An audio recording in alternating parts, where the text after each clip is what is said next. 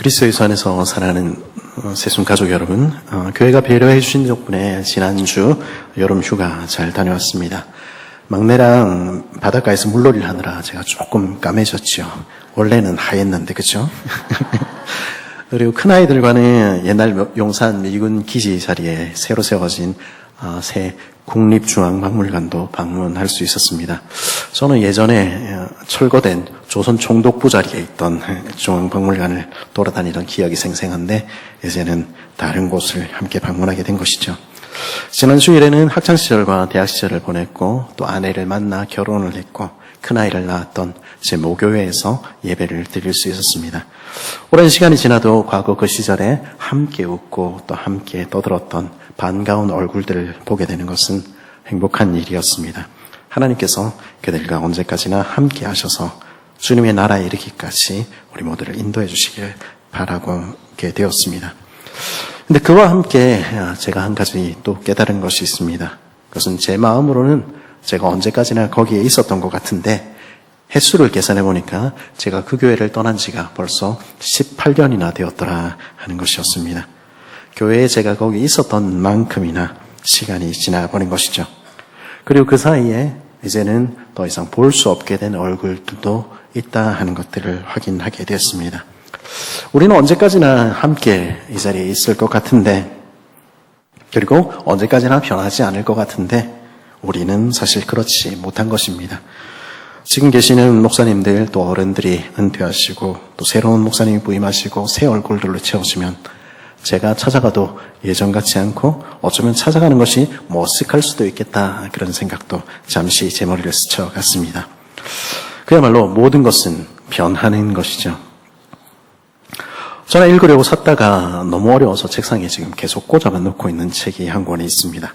과학의 역사에 관한 책인데요. 물리학, 유체역학 이런 것들에 대해서 제가 이해가 부족하다 보니까 한 페이지를 읽으면서도 몇 번이나 찾아봐야 해서 계속해서 끝을 맺지 못하고 있는 책입니다. 혹시나 싶어서 말씀을 드립니다만 책은 굉장히 잘 썼습니다. 제가 모르는 것이죠. 근데 그 책의 제목은 제가 분명히 알고 있습니다. 그리고 제 머릿속에 깊은 인상을 남겼습니다. 판타레이, 헬라어인데요. 모든 것은 흐른다 하는 제목이었습니다. 만물유전, 모든 것은 흐르고 모든 것은 변합니다. 앞서 중앙박물관 옮긴 이야기도 했었고요. 제 모교의 이야기도 했습니다만 사람도 자연도 심지어 우리가 진리라 믿어왔던 것들도 변하곤 하는 것이죠. 결코 변하지 않을 것 같은 것들도 결국 변하는 모습들을 우리는 보게 되는 것입니다. 이 말을 반대로 하면 어떤 것이 되겠습니까? 우리가 절대적으로 믿을 만한 것이란 이 세상에 존재하지 않는다 하는 그런 말이 되지 않을까요? 어쩌면 그것이 우리가 이 세상을 살아가며 나이를 먹어가며 몸으로 배우는 진리일지도 모르겠다 하는 생각을 하게 됩니다. 근데 그 교회에 오면 이야기가 조금 달라지는 것 같습니다. 교회에서 우리가 제일 많이 듣는 이야기가 무엇입니까? 믿음이라는 이야기죠. 하나님을 믿어라. 믿음으로 기도해라. 믿음으로 살아라. 좋은 얘기인데 교회에 제가 초등학교 때 교회를 한 1년 제 마음대로 방학을 한 적이 있었습니다. 그러다가 이제 교회를 찾아갔을 때 제가 느낀 느낌은 이 순진한 것들을 어떻게 할까 이런 생각이 들었습니다. 이렇게 어리석어가지고 저렇게 아무거나 믿고 저렇게 착해가지고 어떻게 이 험난한 세상을 살아갈 수 있을까? 제가 제 모교에 처음 갔을 때 아이들을 보며 했던 생각입니다.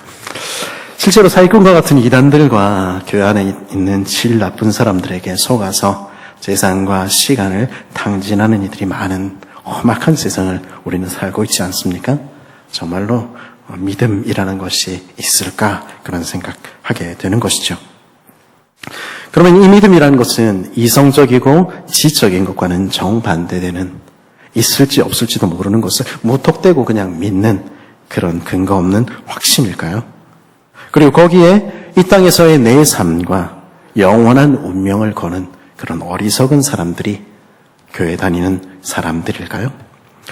사실 기독교가 말하는 믿음이라는 것은 그런 것하고는 사실 정반대에 있습니다. 우리 장로교회를 비롯한 개혁교회가 중요한 신앙 고백으로 받아들이고 있는 그래서 우리가 몇 주째 살피고 있는 하이델베르 교리문답은 21문에서 참된 믿음이란 무엇입니까? 라는 이 질문에 대해서 가장 먼저 이렇게 대답하는 것입니다. 참된 믿음은 하나님께서 그의 말씀에서 우리에게 계시하신 모든 것이 진리라고 여기는 확실한 지식입니다. 무슨 말입니까? 기독교의 믿음은 무작정 대놓고 덮어놓고 믿는 것이 아니라는 것입니다. 우리가 읽은 하이델베르크 신앙 고백서는 무엇이라고 우리에게 가르칩니까? 무엇보다도 성경을 꼼꼼히 읽어보고 우리들의 이성을 활용해서 성경이 이야기하는 그 하나님이 정말로 믿을 만한 분인가? 정말로 내 인생을 걸 만한 분일까? 확인하라고 요청하는 것입니다. 참된 믿음은 성경의 진리를 아는 것과 분리되지 않는 것입니다. 그러니 여러분이 참된 믿음에 대해서 알길 원하십니까? 그렇다면 가장 먼저 성경을 읽어야 하는 것입니다. 여러분은 성경을 읽어보셨습니까? 그리고 오늘도 성경을 읽고 있습니까? 그저 일주일에 한 번 앞에서 목사님이 설교하는 것을 한번 듣고 지나가는 대신에 그리고 나는 교회 다니고 있다. 나는 믿음으로 살고 있다. 말하는 대신에 여러분 자신의 눈으로 성경을 읽어보며 그 이야기가 정말로 무엇을 말하고 있으며 성경의 하나님이 누구신지 꼼꼼하게 살펴보고 있습니까? 그러면 성경이 정말로 여러분들에게 들려주고 싶어하는 이야기가 여러분의 귀에 들리기 시작할 것입니다. 그럴 때 여러분은 바로 여러분을 위해서 온 세상을 창조하신 아버지 하나님에 대해서 듣게 될 것입니다.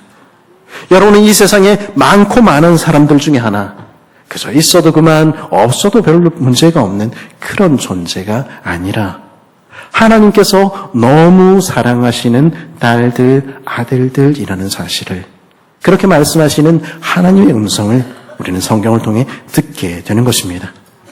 우리가 태어나기도 전에 우리를 알고 계셨으며 우리가 어떠하든지 우리가 잘났든 우리가 못났든 우리가 키가 크든 작든 사람들이 어떻게 보든 아니 우리 자신이 우리를 어떻게 보든 관계없이 오늘도 우리를 사랑하신다고 말씀하시는 하나님에 대한 이야기가 성경에는 기록되어 있는 것입니다.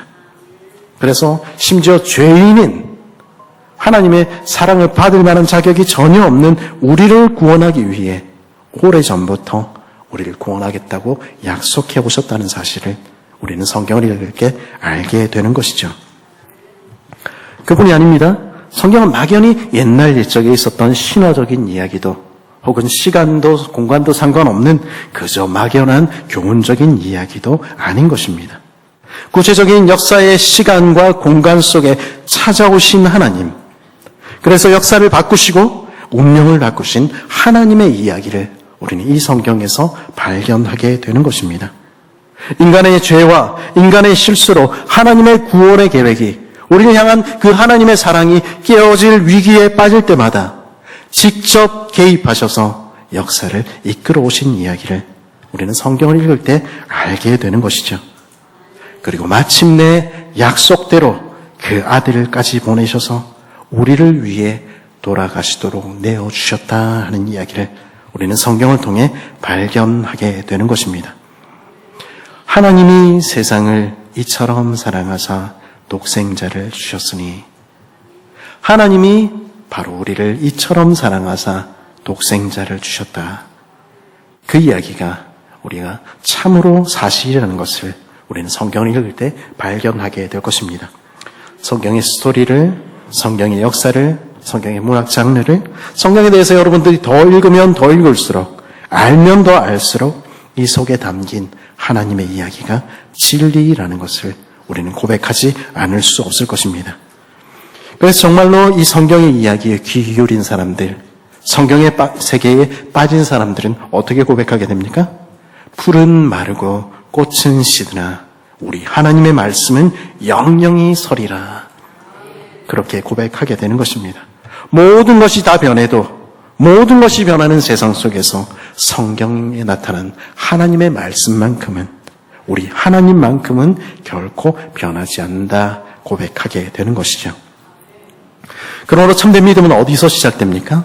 참된 믿음은 성령께서 복음을 듣고 깨닫게 하심으로 하나님의 말씀을 진리로 받아들이는 성경을 읽는 바로 그 자리에서 시작되는 것입니다.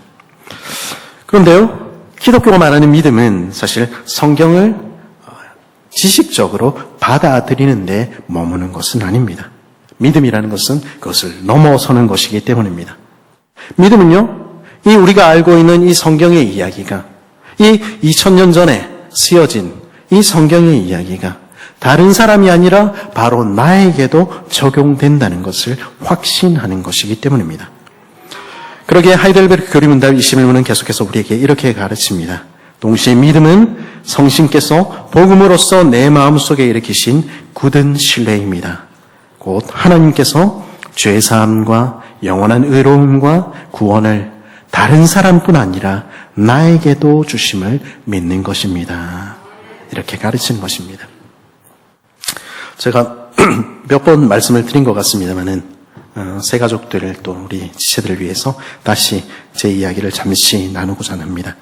저는 예수 믿는 부모님 밑에 태어났기 때문에 어쩔 수 없이 제 의지와 상관없이 태어나면서부터 교회를 다녔습니다.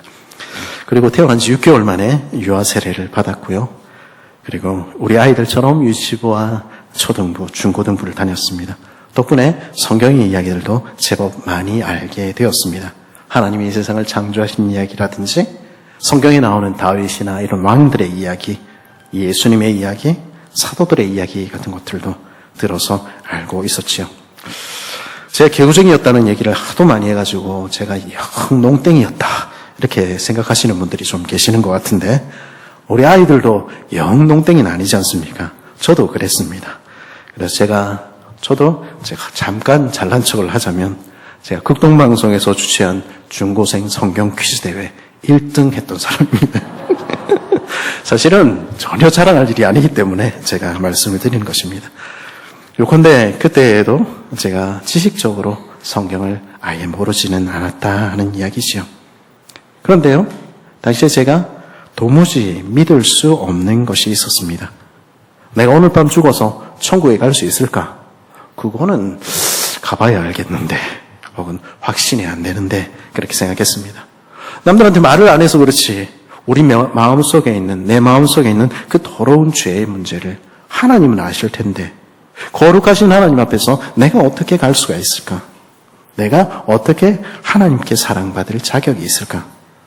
그러니 나는 결코 구원을 받을 수 없고 난 죽을 때 아마 천국보다는 지옥 가게 되지 않을까?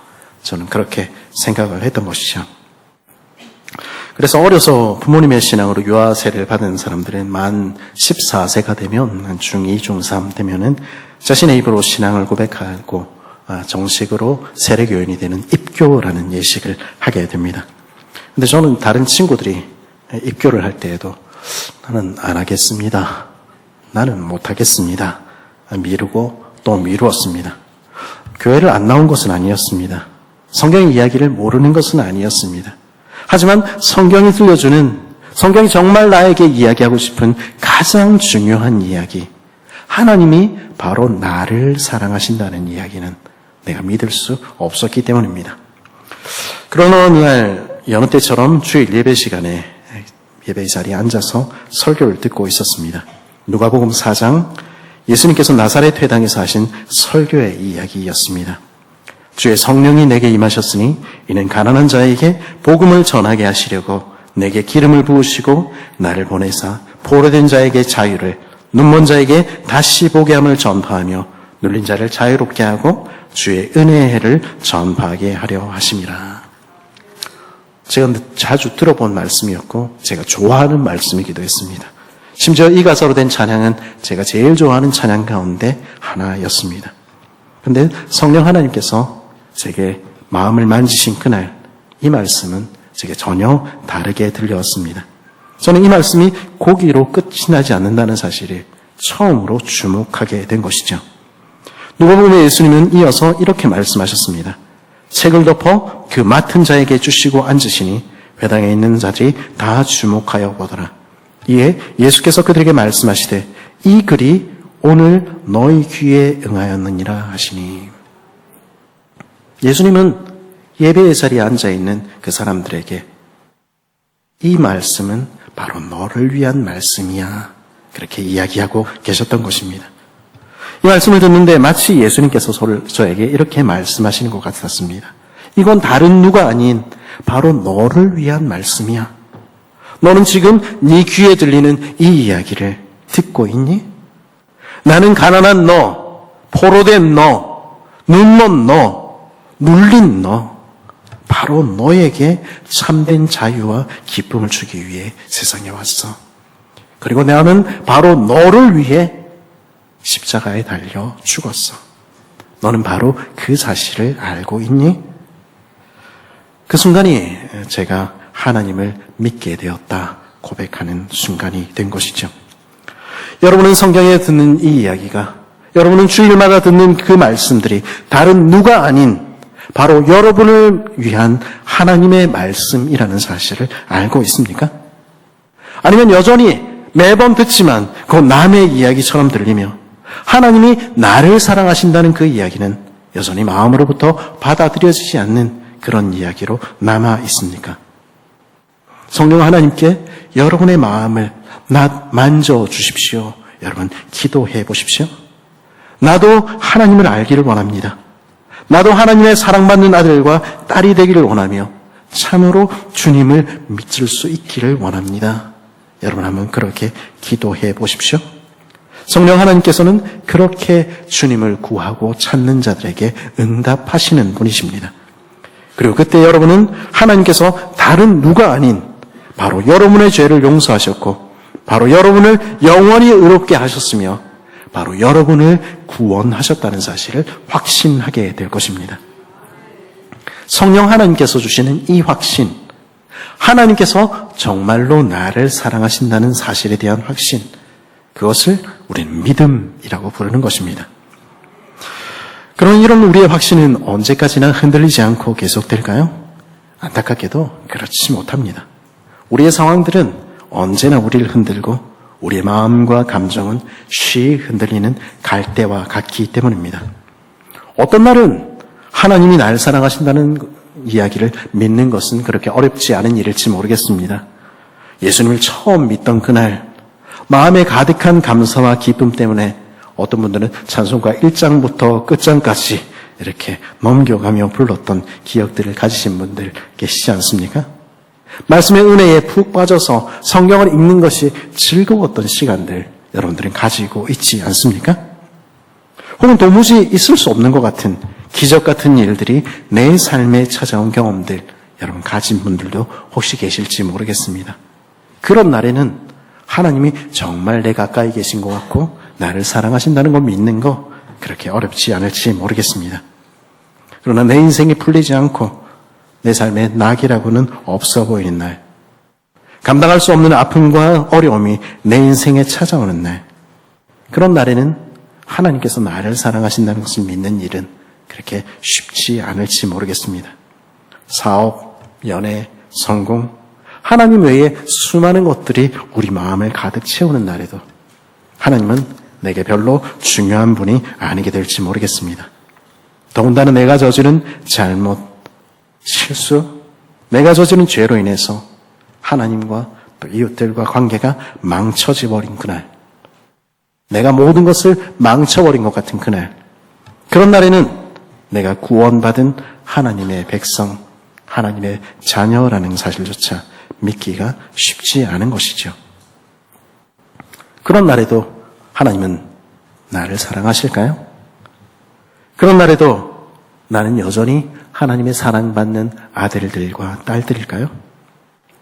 여기에 믿음의 가장 중요한 비밀이 있습니다. 그것은 구원은, 저와 여러분의 구원은 우리의 마음이나 우리의 자격에 달려있지 않다는 것입니다. 하이델베르크 교류문답은 여기에 대해서 우리에게 분명하게 이렇게 가르칩니다. 우리 스크린에 나와 있는 것 같이 한번 읽어볼까요? 시작.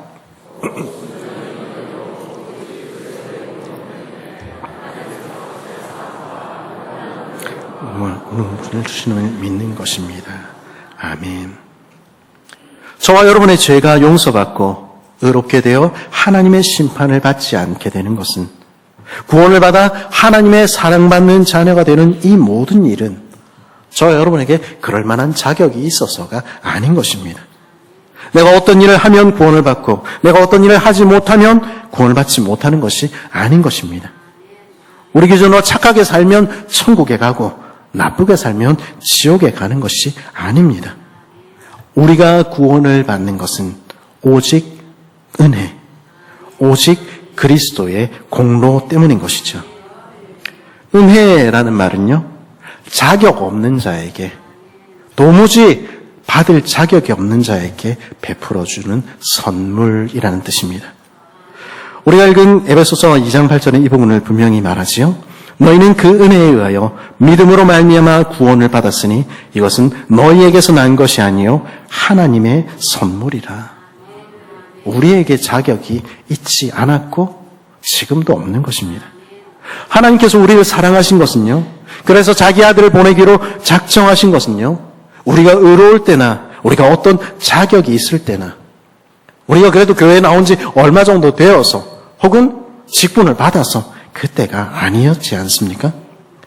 우리가 아직 죄인 되었을 때에, 우리가 아직 주님께 돌아오기도 전에, 다른 말로 하나님과 아무런 상관이 없는 사람들이었을 때 일방적으로 하나님께서는 우리를 사랑하신 것입니다. 그리고 자기 아들을 보내주시기로 약속하신 것이죠. 그리고 그 하나님께서는 오늘도 여전히 그 일방적인 사랑으로 우리에게 자격 없는 우리를 사랑하고 계시는 것입니다. 그리스도께서는 우리를 대신하여 우리의 모든 죄의 대가를 이미 지불하셨습니다. 그러니 우리가 다시 그 죄의 대가를 지불해야 되는 것이 아닌 것이죠. 그러므로 우리 마음이 낙심될 때마다, 우리가 흔들릴 때마다 우리가 꼭 붙들어야 할 것이 있습니다. 그것은 그리스도께서 우리를 위해서 이미 행하신 일, 결코 흔들 수 없는 그리스도의 공로입니다. 예수님께서 나를 위해서 이미 십자가에 달려 돌아가셨지? 나의 죄의 대가는 이미 다 지불되었지? 그 사실은 결코 변하지 않지? 그러므로 자기 아들을 우리를 위해 주신 하나님의 사랑을 나는 오늘도 붙들래.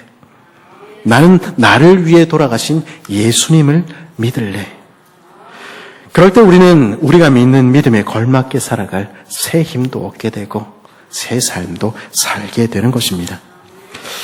우리의 행위 때문에 구원을 받지 않는다는 것은 너무도 분명한 사실입니다. 우리는 믿음으로 예수님의 공로 때문에 구원을 얻지요. 하지만 그것이 우리가 아무 일도 하지 않아도 된다, 제 마음대로 살아야 된다, 그것을 의미하는 것은 아닌 것입니다. 사실 저와 여러분의 구원의 이야기는 우리가 그래서 예수를 믿었고 그래서 천국행 티켓을 얻었다, 죽어서 천국 가게 된다, 그 이야기로 마치는 것이 아닌 것입니다. 우리가 예수를 믿을 때 우리에게 어떤 일이 일어났습니까? 우리는 구원을 받았고 이제 하나님의 자녀로 새롭게 태어나게 된 것입니다. 그런데 태어나기만 하고 그것이 끝이겠습니까? 거기에는 더 큰 목적이 있는 것입니다. 에베소서 2장 10절은 그 부분을 우리에게 이렇게 가르칩니다.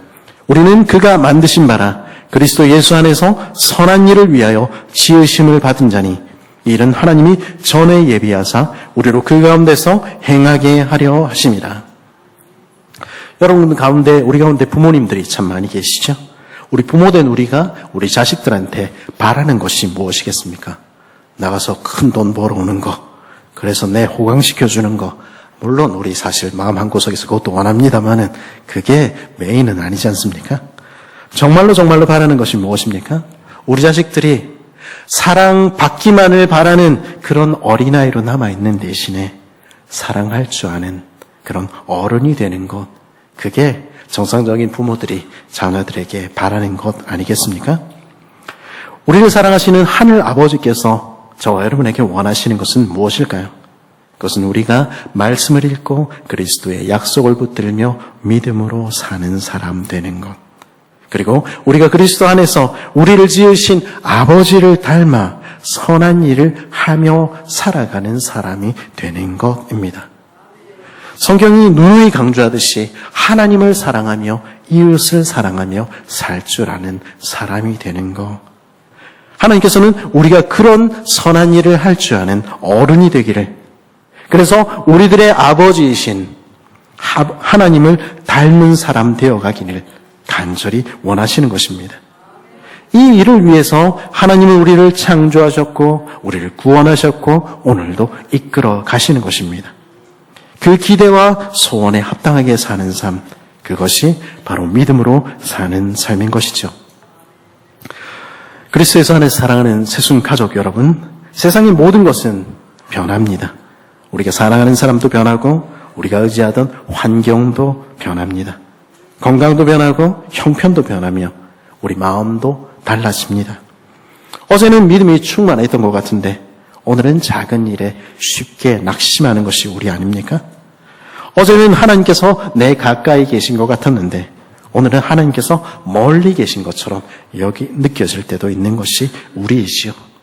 그런데요, 모든 것이 변하지만 결코 변하지 않는 것이 한 가지가 있습니다. 우리를 향한 하나님의 약속은 결코 변하지 않는 것입니다.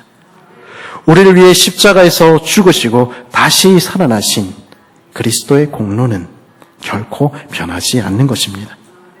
우리를 오늘도 붙드시고 끝까지 구원하시는 하나님의 은혜는 오늘도 변하지 않는 것입니다.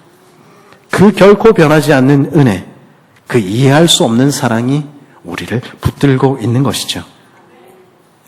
우리가 잘 아는 찬송가 310장 아 하나님의 은혜로라는 찬송은 이해할 수 없는 것들로 가득하다 고백하며 이렇게 노래합니다. 제가 조금 직역을 해봤는데요. 영어 가사를 직역하면 이렇습니다. 나는 알지 못합니다. 하나님의 놀라운 은혜를 왜 나에게 알게 하셨는지, 또 자격 없는 나를 왜 그리스도께서 사랑으로 자신의 것으로 삼기 위해 구속하셨는지, 나는 알지 못합니다. 이 구원하는 믿음을 어떻게 내게 주셨는지, 또 어떻게 그분의 말씀을 믿는 것이 내 마음속에 평안을 이루었는지 나는 알지 못합니다. 성령께서 어떻게 역사하셔서 사람들에게 죄를 깨닫게 하시고 말씀을 통하여 예수님을 나타내시며 그분을 믿는 믿음을 일으키시는지 나는 알지 못합니다. 내 주께서 언제 오실지, 밤일지 밝은 한낮일지, 또 주님과 함께 내가 골짜기를 걸을지 아니면 공중에서 그분을 만나게 될지. 우리는 많은 것을 모르고 지금도 앞으로도 모를지 모르겠습니다. 이 모든 일이 왜 이루어지는지, 어떻게 일어나는지 우리 잘 알지 못하지요. 하지만 우리는 분명히 알고 확신하는 것이 있는 것입니다. 후렴에서 시인은 어떻게 노래합니까? 그러나 나는 압니다. 내가 누구를 믿었는지. 그리고 나는 확신합니다. 그분이 내가 맡긴 것들을 능히 지키시며 그날까지 안전하게 보존하실 것이고. 우리는 알고 있습니까? 내가 믿는 그분이 누군지 알고 있습니까? 나를 위해서 십자가에서 생명을 주신 그분, 예수 그리스도, 그분을 우리는 믿고 사는 것입니다. 그분을 알기에 많은 것들을 모르지만 그분 붙들고 사는 것, 그것이 바로 믿음인 것이죠. 믿음이란 어쩌면 모든 것을 다 아는 것은 그러므로 아닐지 모르겠습니다. 믿음이란 분명히 성경의 진리를 아는 것이며 그 성경의 이야기가 나를 향한 하나님의 이야기라는 것을 깨닫게 되는 것이라 말씀을 드렸습니다. 그러나 그럼에도 불구하고 우리는 여전히 모르는 것들을 가지고 있으며 우리의 확신이 흔들릴 날도 만나게 될 것입니다. 세상은 흔들리며 우리도 흔들릴 것입니다. 믿음은 바로 그런 날 결코 흔들리지 않는 진리를 붙드는 것입니다. 우리가 아직 죄인 되었을 때에도 우리를 사랑하신 하나님의 변함없는 그 은혜를 붙드는 것입니다. 우리 바깥에서 이미 우리를 위해서 돌아가신 예수 그리스도의 십자가를 붙드는 것입니다.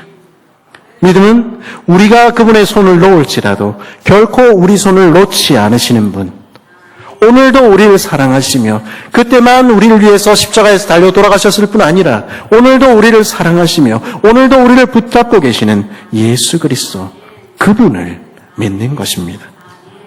그러므로 그분의 손을 붙잡고 그분을 닮아 선한 일을 행하며 그분을 믿고 살아가는 것입니다. 그것이 예수를 믿고 사는 것, 그것이 믿음으로 사는 것이지요. 그렇게 다른 누가 아니라, 다른 어떤 것 아니라 예수님 믿으며 사는 저 여러분 되기를 바랍니다.